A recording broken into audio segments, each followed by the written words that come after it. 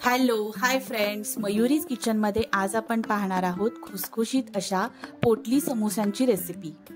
दिसायलाही आकर्षक आणि खाण्यासाठीही खुसखुशीत अशी समोस्याची रेसिपी मी कशी केली, चला तर रेसिपी पाहूया। इथे समोसासाठी मी 1.5 कप मैदा घेतला आहे। याऐवजी तुम्ही गव्हाचं पीठही घेऊ शकता। समोसाचे बाहेरील आवरण बनवण्यासाठी मी इथे आता पीठ भिजवून घेत आहे। त्यासाठी मी 1.5 कप मैदा घेतला आहे। त्यामध्ये मी पाव चमचा ओवा, पाव चमचा कसुरी मेथी आणि पाव चमचा चिली फ्लेक्स टाकणार आहे।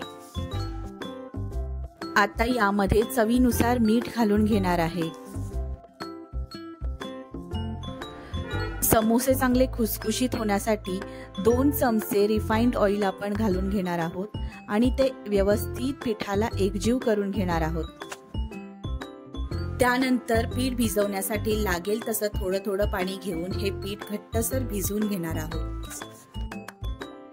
पीठ व्यवस्थित मळून झालं की आपल्याला त्याला 10 मिनिटे रेस्ट द्यायची आहे। आता इथे समोस्याच्या आतमध्ये भरण्यासाठी लागणारे सारण बनवून घेणार आहोत। त्यासाठी पॅन मध्ये 2 मोठे चमचे तेल गरम करून घेतले आहे।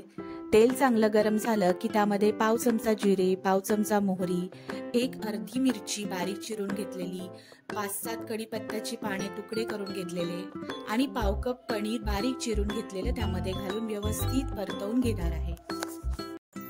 आता यामध्ये पाव कप मटारचे दाणे बॉईल करून घेतले होते ते घालून घेणार आहे।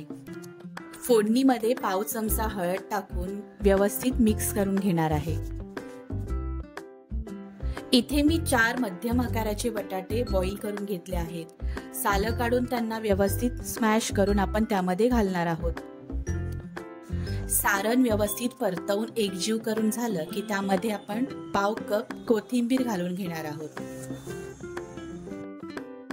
आता यामध्ये चवीनुसार मीठ आणि 1 चमचा गरम मसाला घालून व्यवस्थित मिश्रण पुन्हा एकजीव करून घ्यायचं आहे। इथे तयार आहे आपल्या समोसासाठी लागणारं सारण। एका प्लेट मध्ये काढून ते थंड करून घ्यायचे आहे। तोपर्यंत आपण पिठाचे पाऱ्या करून घेऊया। इथे मी पुरीपेक्षा थोडा मोठ्या आकाराची पिठाची पारी करून घेतली आहे। जास्त पातळ नाही, जास्त जाड नाही, मध्यम आकाराची अशी आपल्याला ती लाटून घ्यायची आहे। लिंबाच्या आकारा एवढं सारण हातावर घेऊन त्यामध्ये 1 चीजचा क्यूब घालून घेणार आहोत। नंतर ते सारण पुरीवर ठेवून दाखवल्याप्रमाणे कट करून घेणार आहोत। आता व्हिडिओत दाखवल्याप्रमाणे आपण कट केलेल्या पाकळ्या त्या सारणावर व्यवस्थित अरेंज करून घेणार आहोत। नंतर आपण त्यांचे टोके सील करून घेणार आहोत।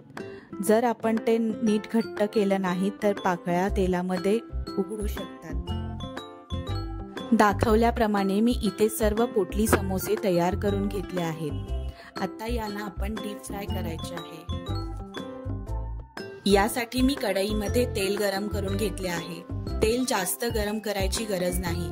कोमट झाले की आपण यामध्ये समोसे घालून घेणार आहोत। जर तेल जास्त गरम झाले तर फक्त समोसा वरच्या साईडनी शिजला जाईल किंवा लालसर होईल, पण ते आतून शिजला जाणार नाही, मैदा कच्चा राहील। त्यासाठी आपल्याला मंद कमी आचेवरच आपल्याला कोमट तेलामध्ये 5 मिनिटे फ्राय करून घ्यायचं आहे। इथे मला समोसा तळण्यासाठी एक बॅचसाठी 7 ते 8 मिनिटं वेळ द्यावा लागला, तरच आपले समोसे खुसखुशीत होणार आहेत। 7 ते 8 मिनिटानंतर समोसे छान तांबूस रंगावर फ्राय झाले आहेत। आता आपण यांना वेगळे काढून घेणार आहोत। हे पोटली समोसे एकदम खुसखुशीत आणि चविष्ट झाले होते। ही रेसिपी तुम्ही घरी एकदा नक्कीच ट्राय करून पहा, तुम्हाला खूप आवडेल। छोट्या मुलांच्या छोट्या भुकेसाठी ही खूप छान रेसिपी आहे। तुम्ही घरी एकदा नक्की ट्राय करा। लहान मुलांपासून मोठ्या माणसांपर्यंत आवडणारे हे पोटली समोसे तुम्हाला कसे वाटले हे नक्की कळवा। चॅनलवर नवीन असाल तर अशाच नवनवीन रेसिपींसाठी मयुरीज किचनला सबस्क्राइब करायला विसरू नका। व्हिडिओ संपूर्ण पाहिल्याबद्दल धन्यवाद।